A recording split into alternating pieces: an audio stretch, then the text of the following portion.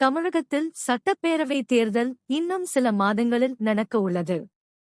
தேர்தலை சந்திக்க கட்சிகள் தயாராகி வருகின்றன. திமுக கூட்டணியில் உள்ள காங்கிரஸ், இந்திய கம்யூனிஸ்ட், மார்க்சிஸ்ட் கம்யூனிஸ்ட், விசிக, மதிமுக உள்ளிட்ட கட்சிகள் எத்தனை தொகுதிகள் கேட்பது, என்னென்ன தொகுதிகள் கேட்பது என்பது குறித்து அவர்களுக்குள் ஆலோசனை நடத்தி வருகின்றனர். குறிப்பாக கடந்த முறையை விட இந்த முறை அதிக தொகுதிகளை கேட்டு பெறுவதற்கு கூட்டணி கட்சிகள் முடிவு செய்துள்ளன. இதற்கிடையில் தொகுதி பங்கீடு குறித்து திமுகவுடன் பேச்சுவார்த்தை நடந்த காங்கிரஸ் தலைமை 5 பேர் கொண்ட குழுவை அமைத்துள்ளது. இந்த குழுவில் காங்கிரஸ் தமிழக பொறுப்பாளர் கிரிஷ் சோளங்கர், தமிழக காங்கிரஸ் தலைவர் செல்வ பெருந்தே மற்றும் அகில இந்திய காங்கிரஸ் செயலாளர்கள் எம். ஹெக்டே, நிவேதித் ஆல்வா மற்றும் சட்டப்பேரவை காங்கிரஸ் தலைவர் ராஜேஷ்குமார் ஆகியோர் இடம்பெற்றுள்ளனர்.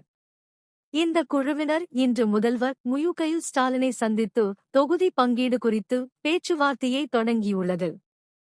முன்பாக நேற்று தமிழக காங்கிரஸ் நிர்வாகிகள், மூத்த தலைவர்களுடன் குழுவினர் ஆலோசனை நடத்தினர். அப்போது கடந்த முறையை விட எத்தனை தொகுதிகள் கூடுதலாக கேட்பது, வெற்றி வாய்ப்புள்ள தொகுதிகள் என்னென்ன போன்றவைகள் குறித்து விவாதிக்கப்பட்டது.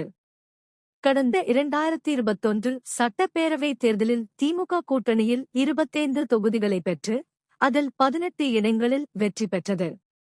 இந்த முறை திமுகவிடம் 40 தொகுதிகளை காங்கிரஸ் கேட்க உள்ளதாக கூறப்படுகிறது.